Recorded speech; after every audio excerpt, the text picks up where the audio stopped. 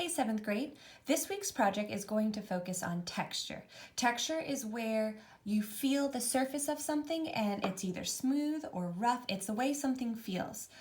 In art, there are two different types of texture. You have real texture or actual texture, and that's when you feel something and it has a texture to it. So like you can feel, and it definitely doesn't feel smooth. You can feel the texture underneath. Now, implied texture is when an artist creates a texture in their drawing or their painting, and when you go to touch it, you think it's going to feel rough or bumpy, but it's smooth because we're only implying the texture. And the way we're going to do that in this project is by creating rubbings of leaves. So you can see on my artwork, I took all different, actually it's one leaf that I used, but I took all different rubbings of it. So we're gonna have some fun with this. So let's get started. The supplies we're gonna need for this project,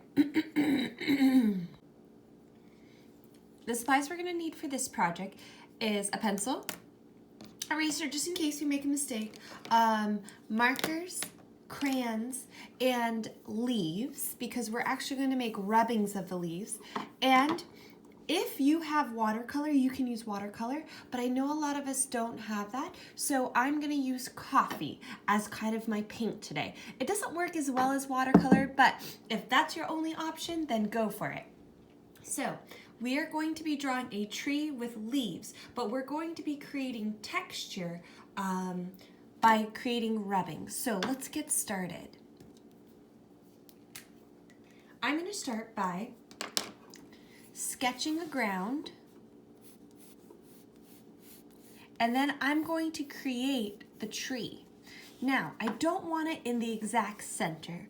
A lot of times artists like to put stuff off balance, so I am going to create a tree that's kind of off to the right. So I'm going to start sketching it, but I'm going to make sure that the branches go all the way out because the leaves are going to take up the entire page. When I'm done, I'm going to trace it and color it with marker. I'm choosing black so it looks like a silhouette, but if you want to use a different color, that's fine too, so that it looks like a silhouette against the leaves and it stands out more. So I'm going to continue drawing.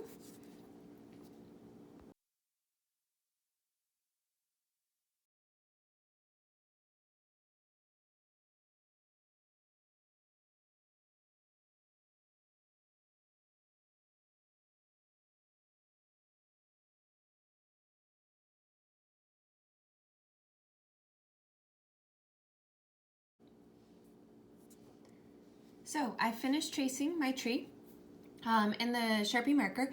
Again, if you don't have a black marker, you can choose any color. Just make it one color so that when we're doing the leaves, it doesn't get too busy. So what we're going to do now is all of the rest of the negative space, that background space, is going to become the leaves of the tree. And we're gonna make the leaves by doing rubbings of the leaves so that we get the texture. Now this is going to be implied texture. Actual or real texture is when you can feel it and it's raised above the surface. You can feel the texture whether it's rough or smooth. Implied texture looks like it's bumpy or rough, but when you feel it, it's smooth because it's implied. So I'm using crayons for this. Crayons are honestly the best way. If you don't have access to crayons, you can always do the rubbings with pencil too. Now you'll notice I peeled some of my crayons. For me, it makes it easier, but if you don't want to peel your crayons, you can just like create the rubbings like this. So you do not have to use realistic colors. I'm using all different types of colors, so it's up to you. You can choose one color, you can choose two. I'm gonna try to use like the rainbow of colors to see how it works. When you're trying to decide which leaves to use, you can use one the whole time, or you can experiment with a couple and see what works best. So what I found is with leaves, I like doing the back or the underside of it because these are raised more and it's easier to pick up on the rubbing. So I'm just going to start by placing it randomly. Let's start with purple, and I'm going to rub over it, and you can see that my leaf is showing up. Okay, so there's my leaf. Now you may notice that I definitely went a little bit over, but that's okay because we're eventually going to blend these like all in. I'm gonna overlap them so it becomes one like huge area of color. So I'm gonna continue doing that. I'm gonna choose different types of leaves too, just to add some variety to the texture.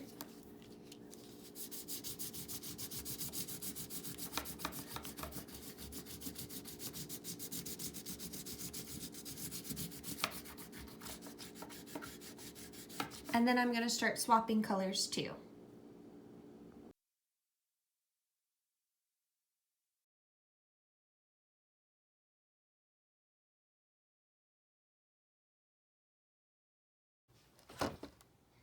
Okay, so I finished my rubbings.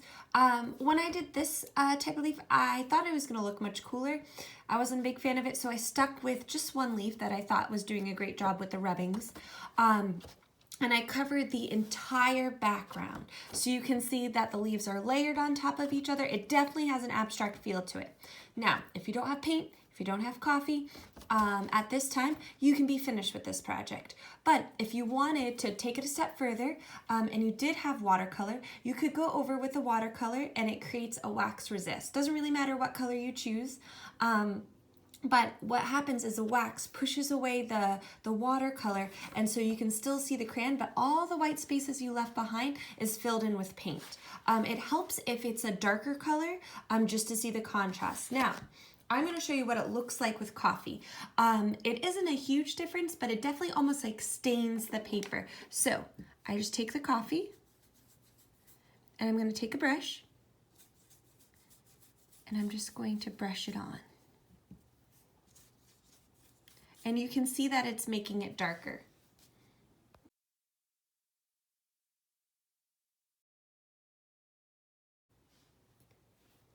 Okay, so now that I've finished with the wax resist painting with the coffee, I am done. So remember, this was a review on texture and how we created implied texture using rubbings. So I'm looking forward to seeing your different types of trees and the leaves that you use. Okay, bye.